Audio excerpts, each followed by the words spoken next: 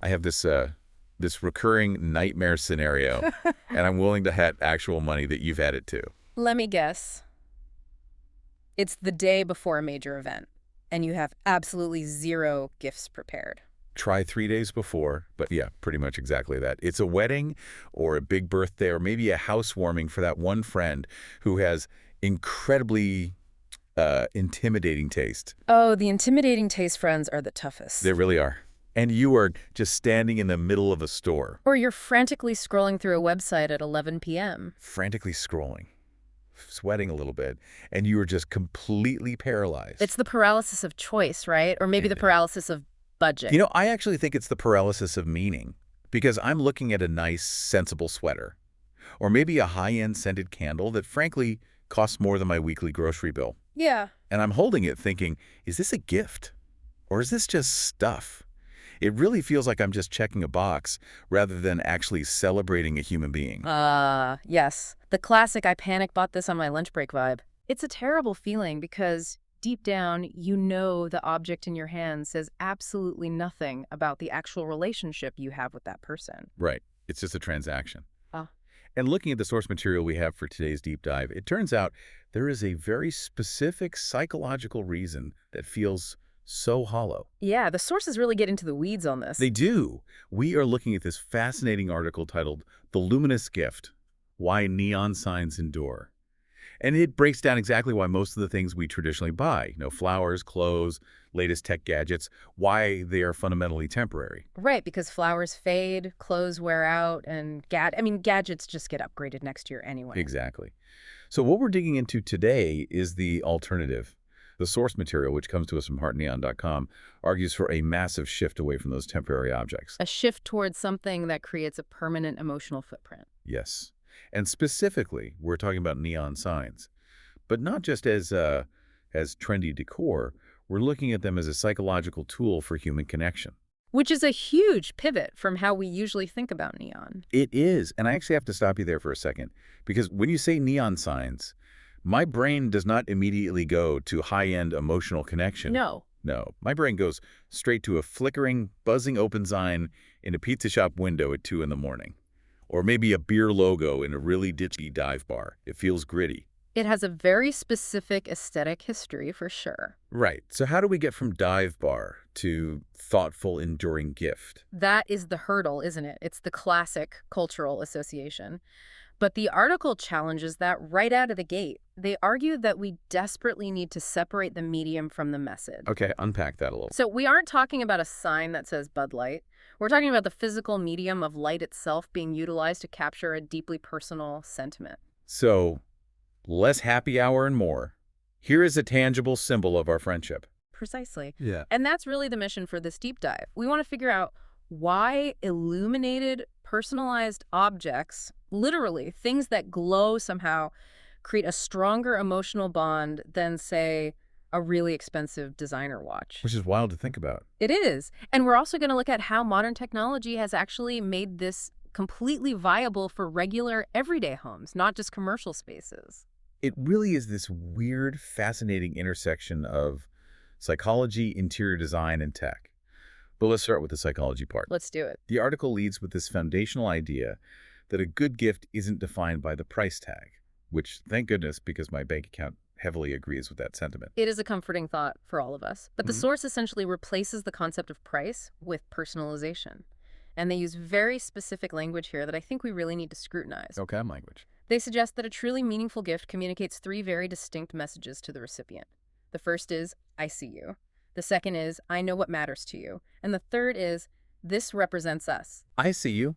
I mean, it sounds really nice, but isn't that just a bit of marketing fluff? How so? Well, every gift guide on the internet claims to help you, quote-unquote, really connect with someone. How is this neon concept any different from getting someone a nice monogrammed towel that's technically personalized? It's a completely fair skepticism. But think about the actual function of a towel. You dry your hands with it. Exactly. It's a utility object. It just happens to have a letter stitched onto it. The source draws a really sharp contrast here between safe gifts and intentional gifts. Okay, so a towel is safe. A towel is very safe. You buy the high-end blender because everybody on Earth needs to blend things at some point. You buy the nice wool scarf because everybody gets cold in the winter. Right, those are just mass-produced solutions to practical human problems. Perfectly said. And because they are mass-produced, they are ultimately forgettable. But the source argues that customized items, and they're specifically focusing on neon here, function differently because they feel meticulously designed for a single specific person. Because you can't just grab it off an end cap at the grocery store. Right. In a world of incredibly fast consumption where literally everything is factory stamped by the millions, uniqueness carries a massive perceived value. That makes total sense. It signals to the person that you deliberately stepped out of the convenience loop to author something that literally didn't exist in the world before you made it for them. It's the difference between just picking something off a shelf and actually creating something. Mm-hmm. But surely you could achieve that same feeling with a custom watercolor painting or a hand-knitted blanket, right? Why are we focusing so heavily on neon? This is where the source material gets really, really interesting. Yes. Because this brings us to the actual biology of it. Biology. I thought we were talking about home decor. We are, but we're also talking about how the human brain processes an environment. The source has this one line that I just kept coming back to while reading. They write that while most gifts just exist on a shelf, neon signs glow, they shine. I mean, it sounds very poetic, but what does that actually mean practically for the person receiving the gift? It means they fundamentally hack your attention. Human beings are phototropic creatures. Phototropic, like how plants automatically turn toward the sun. In a way, yes. Our eyes are physiologically drawn to light sources. It's a deeply wired survival mechanism in our brains. Because light used to mean a fire or the sun coming up. Exactly. Light means information. It means safety. It signals to the brain, look right here. So when you place an illuminated object into a room, it automatically becomes the absolute focal point. It demands to be looked at. It commands attention in a way that a framed photo or a really nice ceramic vase simply cannot compete with. So it's also about creating a visual hierarchy in the room. It absolutely is. A lamp basically tells your brain this specific area matters. So if you frame a sentiment, whether that's a name, a wedding date, or a personal phrase, if you frame that in light, you are actively using a biological impulse. To do what? To force the brain to prioritize that specific message above the couch, above the television, or the messy floor. That is actually kind of wild when you put it like that. You're not just giving them a physical object. You're giving them a tool to direct the gaze of literally anyone who walks into their room. And not just their guests. It directs the gaze of the recipient themselves. Which leads perfectly into this concept of memory reinforcement that the article touches on. Memory reinforcement. Yes. They argue that light actually makes memory stronger through the power of repetition. How does that work mechanically? Is it really just because I see the glowing sign more often than I see a sweater? Think about the daily mechanism of it. If you give someone a neon sign with a phrase that deeply means something to them, let's say it's an inside joke from college, or a personal mantra like stay wild, that sign is highly visible every single day. Right, because it's usually mounted right on a wall in a high traffic area, like a living room or office. Precisely. Every single time the recipient walks past it to get coffee or turns it on in the evening to set the mood for reading, they are reading that message. It's basically like installing a personal billboard in their living room. It's better than a billboard. It's a neural reinforcement loop. Repetition naturally builds attachment in the brain. If the sign says the Smiths or Just Breathe, that core concept is being reinforced in their neural pathways every single time the photons hit their retinas. Wow. It operates as a constant ambient reminder of the emotional bond between the giver and the receiver. Think about it. A heavy sweater gets put in a cedar drawer for 6 months out of the year. The light, on the other hand, is an active part of their daily environment year-round. It literally becomes part of the architecture of their everyday life. That is a really heavy concept for a gift. It changes the whole paradigm of gifting. It does. But I do want to push back on the how of this for a minute, because we joked about the gritty dive bar aesthetic earlier. If I genuinely want to give this to someone for their actual home, I'm still really worried about the practical side of things. The logistics of it. Yeah. Old neon buzzes constantly. It breaks if you look at it wrong. And it's kind of dangerous to have around, right? If we were talking about traditional vintage neon, you would be absolutely right to be worried. Okay, so what's the difference here? We really need to distinguish the technology because the source material is explicitly clear that they are talking about the modern evolution of the medium, specifically LED neon. Walk me through that. What is the actual physical difference between the two? Old school traditional neon is literally glass tubing that is bent over an open flame by an artisan. It's then filled with noble gases, usually neon or argon, and then it has to be electrified with insanely high voltage. How high are we talking? We're talking anywhere from 3,000 to 15,000 volts. Yikes. Yeah, I definitely do not want 15,000 volts hanging on the wall next to my cat. Exactly. It's incredibly fragile, it runs really hot, and if it accidentally breaks, you have sharp glass shards everywhere and escaping gas. It's fundamentally an industrial technology. Right. Not meant for a cozy living room. But what HeartNeon.com is discussing is LED neon. This modern version is usually comprised of flexible strips of light-emitting diodes that are safely encased in a thick silicone or acrylic jacket. So there's absolutely no glass involved. Zero glass and zero gas. The silicone jacket perfectly diffuses the harsh LED light so it visually mimics that smooth, continuous glow of traditional gas neon. But physically speaking, it's a completely different animal. That's a massive relief. It's solid-state technology, and crucially, it runs on very low voltage, usually 12 or 24 volts, which is basically the same as your laptop charger. So if I accidentally touch the sign while it's on, I don't burn my hand off. You don't burn your hand, and you certainly don't get electrocuted. The source specifically notes that these modern signs don't generate excessive heat at all. They are completely cool to the touch. It is huge. It's a primary game changer that makes them universally safe for indoor use. You can literally mount this in a toddler's bedroom, a cozy home office, or right next to a bookshelf without constantly worrying about creating a fire hazard. And the durability point seems huge for the person giving the gift, too. I mean, trying to ship a giant custom glass tube across the country is an absolute nightmare. Shipping a flexible silicone sign seems entirely less stressful. Immensely less stressful. They don't shatter in transit, and the article mentions the efficiency aspect as well. Because they are powered by LEDs, they consume a tiny fraction of the power that old neon did. So you aren't accidentally gifting your best friend a massive electricity bill every month? Exactly, and that tacks into the usable beauty concept the article brings up. Right, the balance between sentiment and practicality. The source makes a strong argument that a gift should definitely be beautiful, but it absolutely must be usable. If a gift is too fragile to even dust, or if it costs a small fortune just to turn on, it quickly stops being a gift and becomes a burden. It turns into an obligation you have to deal with. Nobody wants to give a burden. No one. But LED neon is lightweight and incredibly robust. You can actually use it as a daily ambient light source without any anxiety whatsoever. It really seems like this specific shift in technology is what completely democratized the whole concept. Like if you go back 20 years, if I wanted a custom neon sign for my house, I'd have to track down a specialized glass blower, pay thousands of dollars, and probably hire a master electrician to safely install it in my wall. It was a completely gate-kept art form, reserved almost entirely for commercial budgets.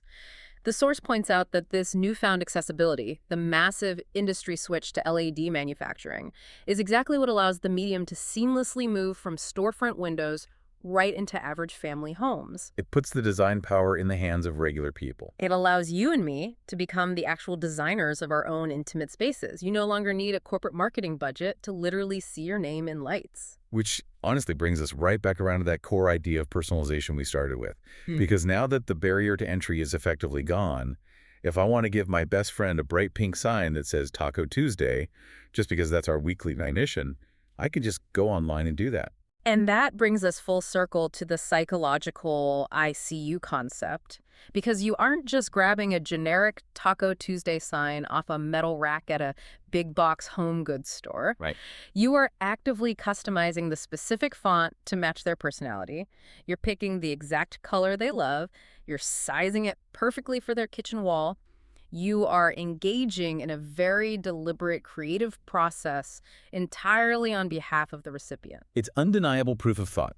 You simply cannot fake a fully custom sign. You definitely can't panic buy it at the corner gas station on the way to the birthday dinner. Well, you certainly can't buy a good one at a gas station. And that required effort is a massive part of the gift's core value proposition. Right. The sheer uniqueness exponentially increases the perceived value. Even if the price is comparable to something else. Exactly. Even if the raw materials cost the exact same amount as that high-end blender we talked about, The emotional weight of the sign is so much heavier because it physically cannot be replicated for anyone else in the world. Okay, so we've thoroughly established that modern neon is safe, it's psychologically impactful, and it's deeply personal. But let's get very specific about when you actually give something like this. Because the article lists a whole bunch of occasions. They mention anniversaries, birthdays, engagements, weddings, housewarmings, and graduations. It's a pretty broad list of milestones. It is. And honestly, some of those feel a lot easier to pull off than others. A birthday, sure, easy. But a wedding, that feels like incredibly high-stakes gifting. I actually think the wedding and housewarming scenarios are some of the strongest practical arguments the source material makes. Think back to the stored away problem. Ah, yes.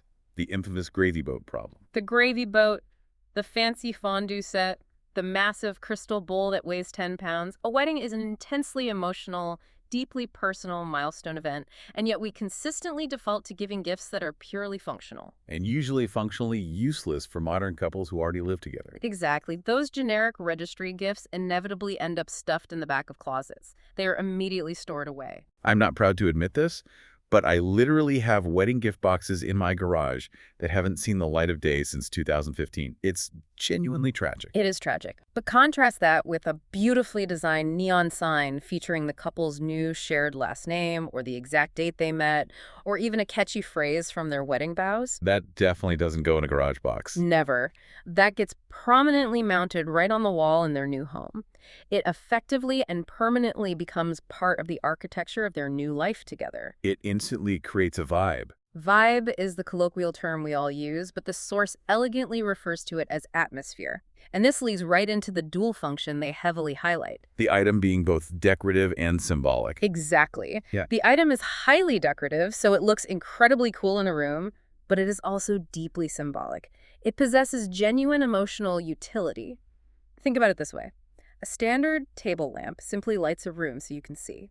A neon sign fundamentally changes the mood of the room. That is such a good distinction. You flick a switch, you change the color, and you completely change the feeling of the space. Suddenly, your standard apartment living room feels a little cooler, a little more you. And think about the booming home office or creative space scenario. We are all spending exponentially more time inside our homes these days. For sure. The source strongly suggests that colored light is a profound way to actively claim a space as your own. If you have a friend who is bravely starting a new small business or launching a project or just graduating college and moving into their first real place, giving them an illuminated sign that reinforces that brand new identity is incredibly powerful. It's basically like real-world branding for your personal life. In a very real way, yes. It visually validates their ambition every single time they turn it on. But I do have to ask the elephant in the room question here. Is there a genuine risk of this being, well, tacky? We briefly joked about those generic live, laugh, love signs earlier. How do you ensure you aren't accidentally giving someone a gift that makes their carefully curated house look cheap? That is entirely down to the execution of the design, and that's exactly where the ICU part becomes absolutely critical. If you know your friend loves stark, minimalist Scandinavian design, you absolutely do not get them a chaotic, flashing rainbow sign. That would be a disaster. You get them clean, elegant lines, maybe a soft, warm white light, utilizing a very simple, classic serif font. So you have to actually put the work in to know their taste. You do. You have to meticulously match the visual design to their core identity. A family name sign executed in a warm white light is totally classic. It seamlessly fits into a traditional home. But a hot pink sign that says sleigh might be absolutely perfect for a 19-year-old's college apartment. But if you put that hot pink sleigh sign in a Victorian dining room, we're going to have a very different conversation about your interior design choices. we really are. But that inherent risk, that absolute requirement to deeply know their taste before you buy, is exactly why it's such a spectacular gift. It undeniably proves that you actually pay attention to who they are. It's an intimate intervention. That's really what it is. You are actively intervening in their personal sanctuary, their space. And you're doing it safely, all thanks to the LED evolution. And we really shouldn't gloss over the durability point either. The article poignantly opens with the phrases, "Clothes wear out, flowers fade." It is actually a bit sad when you really stop and think about it. You buy these incredibly expensive, beautiful flowers for someone, and the whole time you hand them over, they're essentially on a biological death clock. It is simply the nature of organic things. But the illuminated sign, the sign is explicitly intended to endure. The source deliberately uses that specific word, endure. Right. It suggests that the underlying sentiment, much like the physical object itself, isn't fleeting. It's built to stick around through the tough apartment moves, through the major life changes. It's basically the ultimate anti-disposable gift. I absolutely love that framing. Slow gifting in a fast world. So, pulling all of these threads together, the very next time I'm standing in that dreaded store aisle, having a minor panic attack about a wedding gift, what should I be actively telling myself? I really think you need to immediately stop looking for things and start actively looking for signals. Signals, I like these. Yes, tangible signals that clearly prove you know the person. The source material argues quite beautifully that the absolute best way to do that is to literally write it out in light, to take a single word, a name, or a phrase that deeply matters to the two of you and give it permanent, physical, luminous form. It's almost like magic. You're turning a simple word into an enduring object. An unforgettable object, one that organically creates a story. Because when new people come over to visit, they rarely ask about the sensible floor rug, but they almost always point to the wall and ask, hey, what does that glowing pink sign mean? And then the recipient gets the joy of telling the story. They get to say, oh, my best friend got that custom made for me because of this inside joke. And suddenly, the memory of receiving the gift is completely reactivated. Exactly. It creates this beautiful, perpetual cycle of storytelling. Every single time a guest asks about the sign, the emotional bond between the giver and the receiver is verbally and mentally reinforced. That is something a high-end pair of wool socks will simply never, ever do. Unless they are really, really weird socks with a great backstory, but your point is entirely taken. Even then, the socks are hidden away inside a shoe all day. The neon sign is constantly broadcasting. So just to quickly recap everything we've uncovered in today's deep dive, we started by looking at the universal anxiety of generic gifting, spending money on the safe stuff that ultimately fades, breaks, or gets shoved in the closet. Then we looked at the psychology of personalization and exactly why the message "I see you" is the most valuable thing you can possibly give someone. We also deeply explored the unique, almost biological power of light. How it instantly grabs human attention through our innate phototropism, how it establishes atmosphere in a room, and how it brilliantly uses daily repetition to reinforce memory and connection. We discussed the dual function of these gifts. They operate as both stunning decor and vital emotional symbols. And crucially, we completely busted the old myth that neon is highly dangerous or overly fragile by looking at the incredible leap forward in LED neon technology. The flexible silicone tubes, the low voltage power, the lack of dangerous heat. It's finally accessible, safe tech for regular, everyday homes. It really is a comprehensive, airtight argument for completely rethinking how we celebrate the important people in our lives. And we should definitely mention again that these brilliant insights came straight from heartneon.com, who genuinely seem to understand that they aren't out here just bending plastic and wiring lights. They are fundamentally shaping human memories. Indeed. It's always so fascinating to see a creator articulate the deep psychological philosophy behind their physical product so clearly. It's very clear it's not just about selling cool signs to them, it's entirely about facilitating human connection. Well said. But before we officially sign off today, the expert always has something a little deeper for us to chew on. We've talked a lot today about how these illuminated signs actively shape memory and identity through sheer repetition. We have. And the source material actually implies something really interesting about the nature of that repetition. We've established today that the objects we prominently display in our homes subtly shape our memories and our self-identities over time. If you wake up and see the words "dream big" glowing every single day, maybe you actually do begin to dream a little bigger. It functions as environmental affirmation. Okay. I can feel a very poignant question coming our way. I hope so. So here is the final thought I want you, the listener, to really consider tonight. Take a moment and just look around your current space. Look at the specific lighting you have surrounding you right now. If the objects in our environment are constantly silently speaking to our brains, what is the lighting in your current space saying about who you are? Oh, wow. That is a question. Is your lighting saying, I am purely clinical and highly efficient? Is it saying, I am warm, cozy, and welcoming? Or is it perhaps saying absolutely nothing at all? Is it just visual silence? That hits pretty hard, actually.